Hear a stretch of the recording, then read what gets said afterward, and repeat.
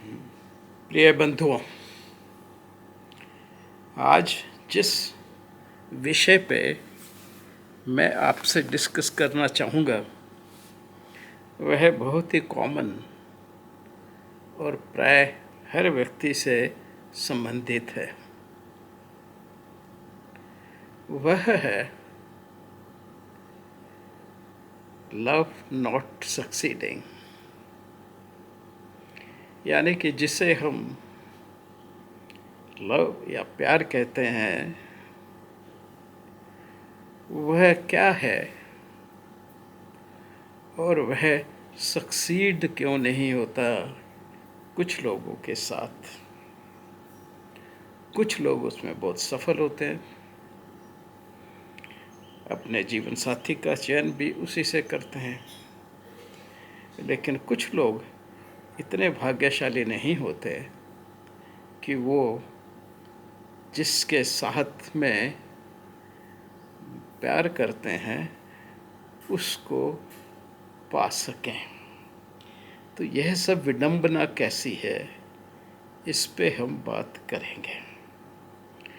मैंने जानबूझ के इसका टाइटल लव नॉट सक्सीडिंग, कि सक्सीड होने पे तो कोई मज़ा नहीं है, लेकिन जो सक्सीड नहीं करते उनकी जो मेलोडी है, मेलोडियस लाइफ है, वह बहुत प्रकार के साहित्य और कला को जन्म देती है। ऐसा अक्सर देखा गया है।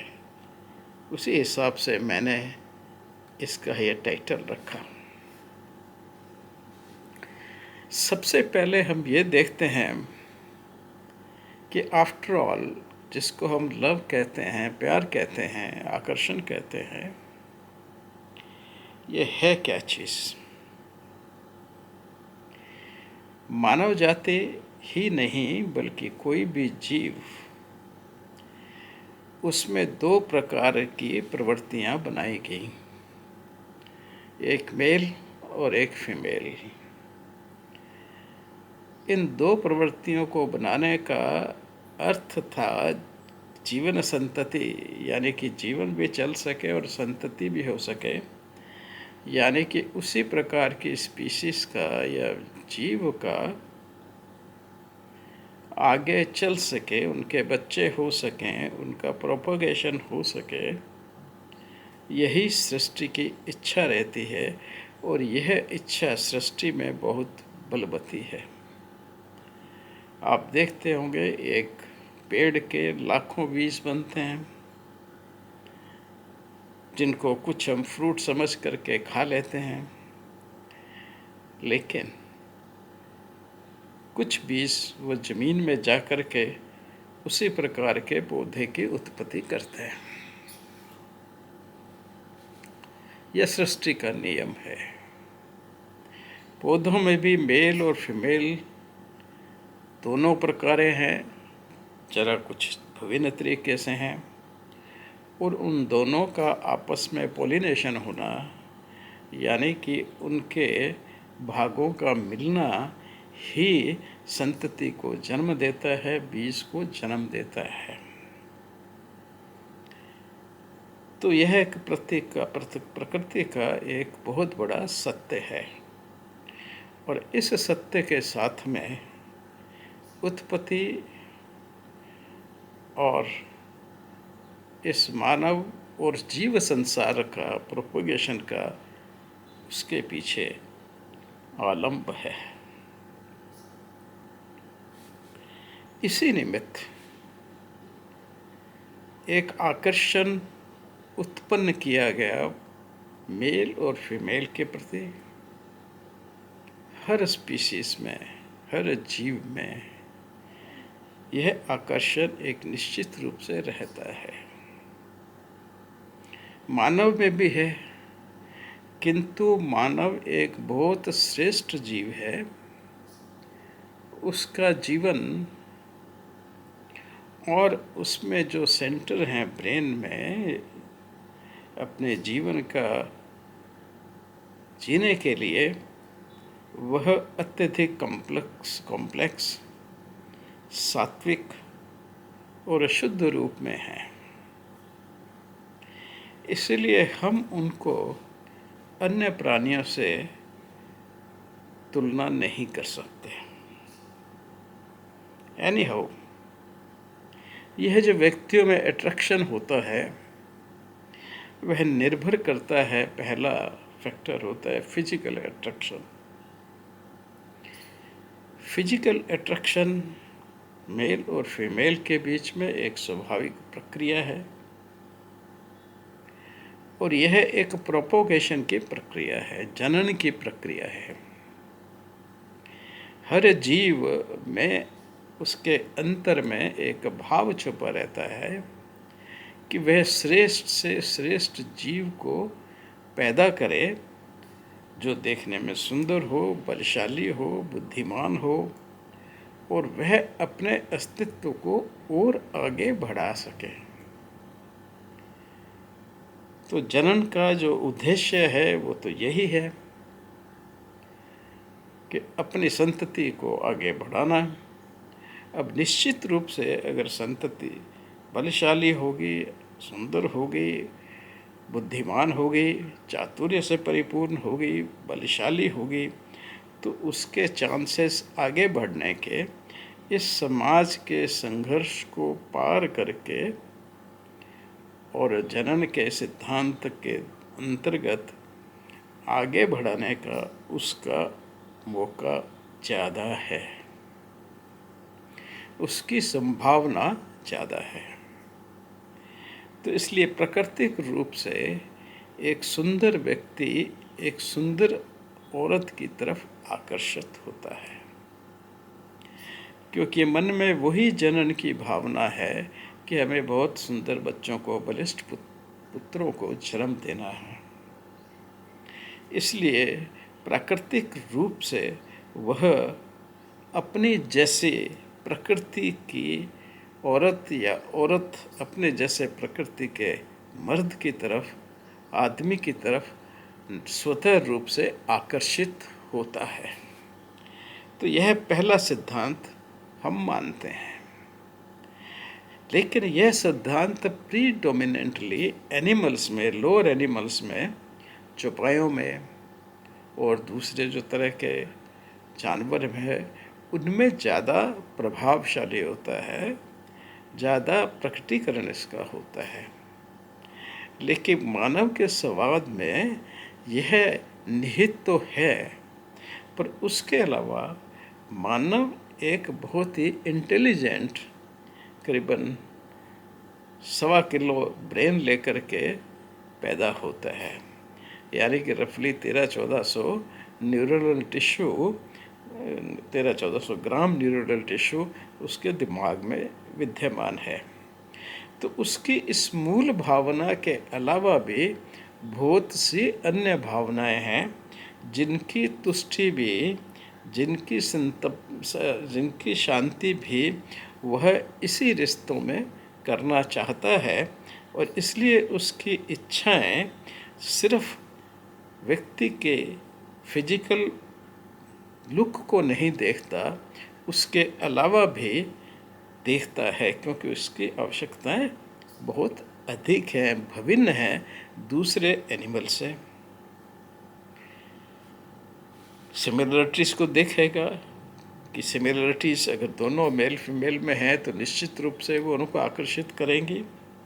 लेकिन उन सिमिलरिटी के अलावा भी कुछ पॉजिटिव इंटरेक्शंस वो देखता है।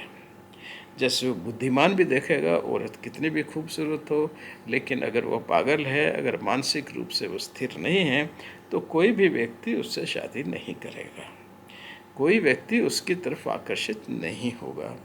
दूसरी तरफ मध्यमा या कम मध्यमा, मध्यमा से भी कम कोई औरत है, वो इंटेलिजेंट है, स्वभाव से बहुत अच्छी है, सबसे मिलकर के, और उसमें और अच्छे अच्छे ऐसी आकर्षक भावनाएं हैं, तो कोई भी व्यक्ति, सुंदर से भी सुंदर व्यक्ति, बलिष्ठ से भी बलिष्ठ व्यक्ति उसकी तरफ आकर्षित हो जाएगा।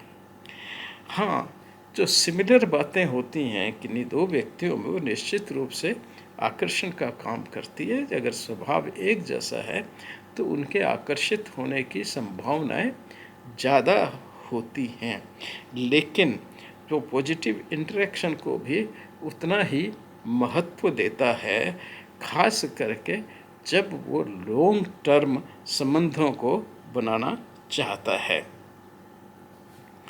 उसके अलावा जो शुरू में आकर्षण होता है वो दोनों आदमी सिर्फ इतना ही मात्र देख पाता है कि दोनों किस बात पे हंसते हैं, दोनों को कौन सी बातें अच्छी लगती हैं, कौन सी बातों में उनको सिमिलर एक ही तरह की फीलिंग्स होती हैं, और कौन सी बातों में वो आपस में कनेक्ट होते हैं या फिर एक दूसरे को आकर्षित करते हैं, कौन सी बातें से वो कनेक्ट होते हैं और कौन सी बातें उनको एक साथ आकर्षित करती हैं। तो शुरू के स्वभाव में, क्योंकि प्योरली वो बायोलॉजिकल सिद्धांतों पे एक दूसरे को जानने का प्रयास कर रहे हैं, तो यह सब उनके साथ में होता है। और इसके बाद में सेकंड स्टेज में आता है इमोशनल कनेक्शन।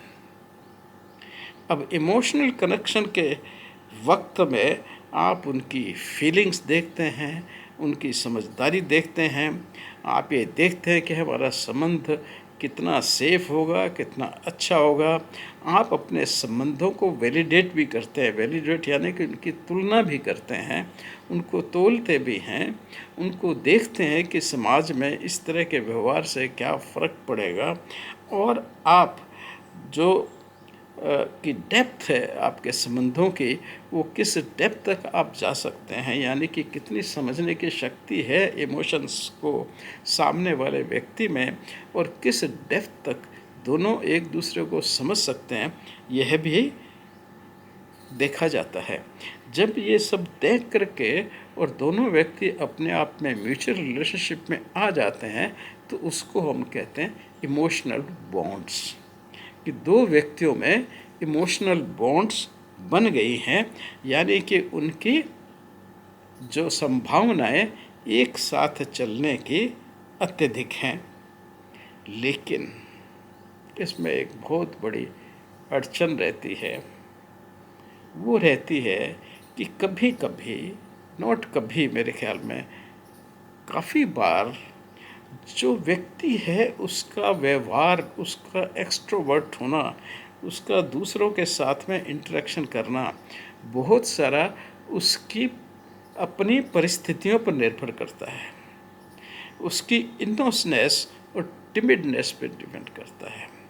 बहुत से लोग ऐसे परिवार से आएंगे, ऐसे माहौल से आएंगे, गांव से या कहीं इधर उधर से, कि वो बिल्कुल इनोसेंट होते हैं, या सीधे साधे परिवारों से, अच्छे परिवारों से, मैं कहूँगा सीधे साधे नहीं, अच्छे परिवारों से आते हैं, जहाँ पे इन सब चीज़ों का कोई महत्व, चालाकी का कोई महत्व नहीं होता, तो वो बहुत इनोसेंट होते हैं। और दूसरे अपनी इस इनोसेंस के कारण ही वो टिमिड बन जाते हैं। टिमिडनेस के और भी बहुत से कारण हो सकते हैं। टिमिडनेस का मतलब कि वह अपनी बात को दूसरे के समक्ष प्रकट नहीं कर पाता सही से, और न ही दूसरे ने अगर जो इमोशन शो किए हैं, जो इशारे दिए हैं, जो बात की है, उसको समझ पाता है। और जब तक वो उसको समझ नहीं आएगा तो उसको स्वीकार्य कहाँ से करेगा। तो इसलिए उनके मन में एक बड़ा अजीब सा इनहिबिशन रहता है, एक इन्फिनिटी कॉम्प्लेक्स की तरह चीज़ रहती है जो उनको खुलने नहीं देती। और इसलिए दूसरा व्यक्ति हो सकता है बहुत अच्छा हो, वो बहुत अपनी हर दृष्टि से कोशिश भी कर लेता है, लेकिन वो व्यक्ति इतना भीरू की तरह अपना बिहेव करता है कि वह प्रैक्टिकली सिचुएशन से भाग जाता है। अब इसके क्या कारण हो सकते हैं? एक जो है, बहुत ही इनसिक्योर फैमिली से आने वाले लोग जो होते हैं, जैसे मान लीजिए कोई उनकी बहुत अच्छी क्लास फेलो है, उसके साथ में उनके बहुत से अच्छे संबंध बन गए हैं, वो बिल्कुल उसको बहुत चाहता है, बहुत उसके साथ में उसकी अच्छी तरह से वो देखता है कि ये मेरे लिए 100% मेरा साथी बहुत अच्छा है। लेकिन वो इस बात को सिर्फ इसलिए नहीं कह पाता, क्यों कि वो सोचता है अपनी परिवार के कारण, वो उसकी पारिवारिक परिस्थिति ऐसी होती है कि वो अपने आप को इनसिक्योर फील करता है। तो इसलिए इसको प्रकट नहीं करता, और अगर सामने वाला व्यक्ति प्रकट भी करता है तो वो इनकार कर देता है, वो भाग जाता है उस सिचुएशन से, या फिर उस सिचुएशन का कोई जवाब नहीं देता, बिल्कुल मूक हो जाता है। दूसरे फाइनेंशियल लिमिटेशंस कुछ ऐसे हो सकते हैं कि व्यक्ति सोचता है कि मैं तो बहुत गरीब हूँ, मेरा परिवार तो बहुत ही डाउन टू रोडन की तरह है, तो मैं अगर संबंध बना भी लूँगा तो ये इनके साथ में चल नहीं पाएगा, ये तो बहुत सुशिक्षित हैं, ये तो बहुत पैसे वाली हैं, तो उस तरह से वो भी रहता है। फैमिली एनवायरनमेंट हो सकता, बहुत बार उनका साथी जो है वो बहुत अच्छी फैमिली से आता है, वो उनकी बड़ी फैमिलीज़ बड़ी ऑर्गेनाइज्ड हैं, और चाहे रिच नहीं हैं लेकिन ज़्यादा ऑर्गेनाइज्ड और अच्छी हैं, और इधर उनकी फैमिली डिसऑर्गेनाइज्ड हैं, वो कहीं बड़ी गरीबी से निकल के आए हुए लोग हैं, इसलिए वो फैमिली एनवायरनमेंट जैसा बनना चाहिए एक, वह नहीं है, तो उसके मन में उसका भी कॉम्प्लेक्स रहता है। हो सकता है कि जो व्यक्ति ट्रामेटिक लाइफ जीते हैं, जो उस जीवन के शुरुआत से ही उनको ट्रॉमा मिलती है, घर के व्यवहार से, साथियों के व्यवहार से, स्कूल के व्यवहार से, चाहे वो अपनी की पॉवर्टी के कारण हो या लिमिटेड सोर्सेज के कारण हो, लेकिन वो लोग हमेशा अपने जीवन में प्रताड़ित रहते हैं, तो उनके अंदर भी एक बहुत ज़्यादा इनसिक्योरिटी डेवलप हो जाती है, और वो ऐसी सिचुएशन आने पे भी भाग जाएंगे, कुछ बोल नहीं पाएंगे, हालांकि उनके मन की बहुत इच्छा होगी। इन सब व्यक्तियों को जो मैंने बताया, मन में बहुत इच्छा होती है, वो भी इंसान है, वो उनको सब चाहते हैं, लेकिन इन परिस्थितियों के कारण वो इनकार नहीं करते, भाग जाते हैं, रन छोड़ के भाग जाते हैं। वो बड़ा प्रैक्टिकल होकर के अपनी पारिवारिक जो रिस्पॉन्सिबिलिटीज़ हैं उनके बारे में सोचते हैं, फ्यूचर के बारे में सोचते हैं, अपने भाई बहनों के फ्यूचर के बारे में सोचते हैं, अपने पूरे परिवार के फ्यूचर के बारे में, अपने फ्यूचर के बारे में भी सोचते हैं, और वह सब जब उसको लगता है कि एक गरीबी की तरफ इंडिकेट कर रहा है, उसको तो इतनी फुर्सत भी नहीं मिलेगी, इतना पैसा भी नहीं कमा पाएगा कि वो अपने इतने सारे परिवार को बहुत ही श्रेष्ठ बना दे, तो मैं इस झंझट में कहाँ फंसूंगा। तो इस तरह से भी वो लोग जो अपनी टिमिड हो जाते हैं, अपनी बात को कह नहीं पाते, लेकिन ये सब लोग, ये नहीं है कि किसी के प्यार को या ममता को रिजेक्ट कर रहे हैं, बाकी वो अपनी परिस्थितियों के कारण, मानसिक परिस्थितियों के कारण वह उस सीन से भाग जाते हैं। इसी तरह से हमें देखना होता है ये कि ये आफ्टर ऑल ये परिस्थिति पैदा कैसे होती है, ये समझना बहुत ज़रूरी है कि यह प्यार की परिस्थिति पैदा कैसे होती है। क्योंकि हम कभी किसी व्यक्ति को देखते हैं तो ये सब फैक्टर जो मैंने बताए वो एक सेकेंडरी फैक्टर है।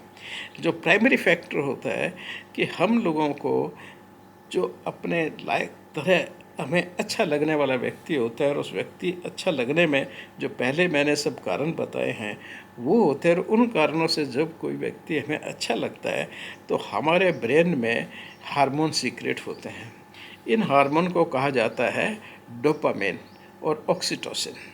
तो ऑक्सीटोसिन और डोपामिन जब हमारे नर्वस सिस्टम में रिलीज़ करते हैं तो वह एक बहुत ही आनंद की अनुभूति आपको देते हैं, और उसी आनंद की भूति के कारण वो आप उनको पसंद करना शुरू करते हैं, और जिससे कहते हैं नॉन वर्बल क्यूज़, मतलब आप शब्दों से कुछ नहीं बोलते लेकिन वो व्यक्ति आपको वैसे ही अच्छा लगने लगता है, आपके उसके पास बैठना अच्छा लगता है, आपको उससे उसकी बात सुनना अच्छा लगता है। हो सकता है आप अपनी बात उनसे नहीं कह पाते, लेकिन हर मोमेंट, हर चीज़ उनकी आपको अच्छी लगने लगती है। तो विशेष करके इसलिए होता है कि जब आपके अंतर स्वभाव की तरह ही वो व्यक्ति है तो डोपामिन और ऑक्सीटोसिन दोनों सीक्रेट होंगे, और वो आपको एक आनंद की अनुभूति करेंगे। बहुत सारे जो आपके पर्सनल ट्रेट्स हैं वो दोनों के एक हो सकते हैं जो आकर्षित करेंगे। दोनों आपके जो पास्ट एक्सपीरियंसेस हैं वो भी इसमें इफ़ेक्ट करते हैं। हो सकता है किसी व्यक्ति को बहुत बुरे एक्सपीरियंसेस हुए हों और अब जिनसे मुलाकात हुई वो बिल्कुल से विपरीत हों, अच्छे हों, तो ये सब चीज़ें उनको अट्रैक्ट करती हैं और इसके कारण फिर जाता है। यही नहीं, फिर परिस्थिति ऐसी हो जाती है कि व्यक्ति आने वाली परिस्थितियों के बारे में भी सोचता है कि ये कैसे बिहेव करेगी या करेगा, और उसको हमेशा उसमें भी अच्छा लगता है कि नहीं, ये तो इस तरह से जब अभी बिहेव कर रहे हैं तो आगे जो परिस्थिति आएगी तो उसमें मेरे से ऐसा बिहेव करेंगे। तो इस तरह से एक कंटिन्यूस प्रोसेस जो है वो शुरू हो जाती है। और इस तरह से दोनों की जब फेमिलियरिटी बढ़ती जाती है, आपस में एक जान पहचान बढ़ती जाती है, दोनों अधिक से अधिक समय एक साथ गुजारना चाहते हैं, एक साथ विचारों पे विचार करते हैं, एक जैसे विचारों को एंजॉय करना शुरू करते हैं, तो उनकी आपस में जो अंतरंग भाव है, आपस में जो मिलने का भाव है वो बढ़ता जाता है। अब वो परिस्थिति में आ जाते हैं कि वो दोनों में रेसिप्रोकल लाइकिंग आ जाती है, यानी कि वो उसको पसंद करता है और फीमेल उसको पसंद करती है। दोनों के अंदर जो है एक पसंद की पसंद का चरित्र उनको दिखाई देता है। अब जब इस तरह से होने लगता है तो सोशल एक्नॉलेजमेंट बनना शुरू होता है। जो आपके चारों तरफ लोग हैं, फ्रेंड्स हैं और हैं, वो इस बात को नोट करना शुरू करते हैं और इस तरह से आपका ये एक सोशल इन्फ्लुएंस भी उस बात पे पड़ना शुरू होता है, क्योंकि लोग अच्छा कहेंगे उसको। अगर आप दोनों अच्छे हैं तो लोग अच्छा कहेंगे, लोग प्रशंसा करेंगे उस साथ का, और मन ही मन में चाहेंगे भी कि ठीक है, अगर ये दोनों जीवन साथी बन जाते हैं तो अच्छा है। तो वो एक जो परिस्थिति है वह एक बहुत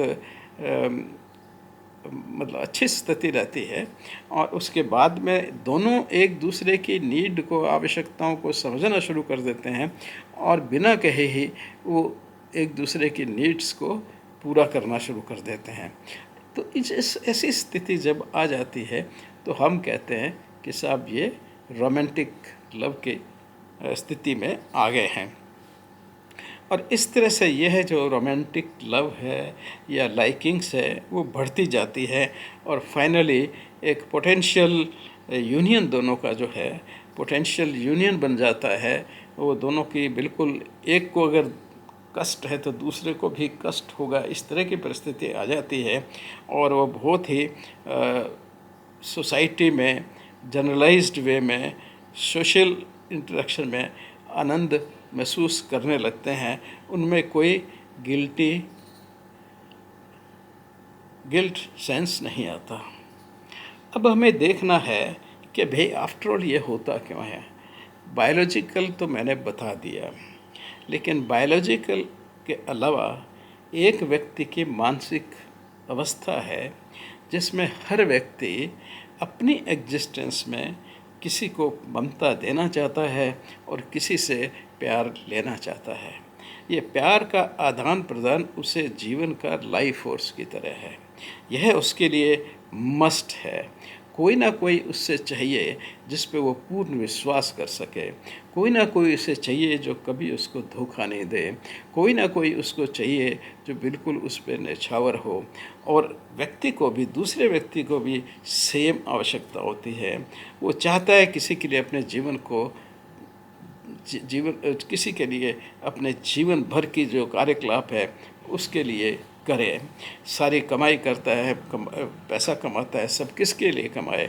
अपने लिए नहीं, वो अपने उस चाहत के लिए और उसके आगे जो प्रोजनी है उसके लिए करना चाहता है।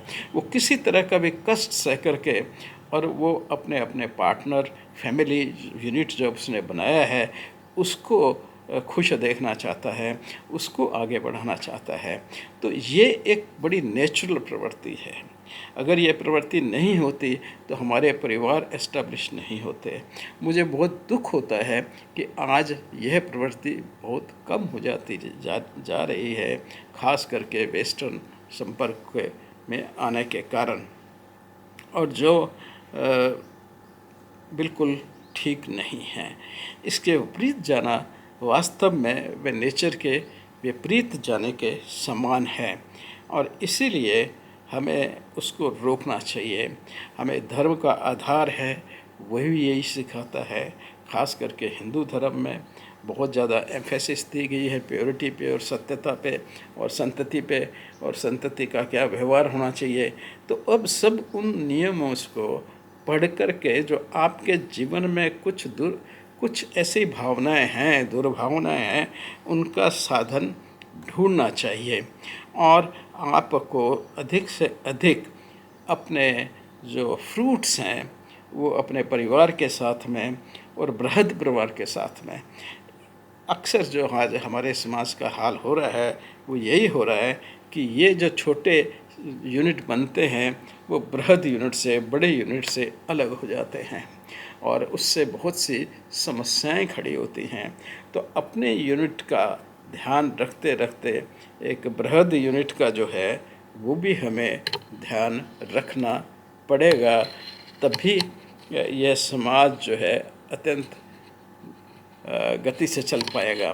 तो ये था मेरा आज आपको इस लव कह दो या प्यार कर दो उसकी कैसे उत्पत्ति और कैसे वह जीवन का एक बहुत महत्वपूर्ण अंग है, यही बताने का निर्णय था। धन्यवाद।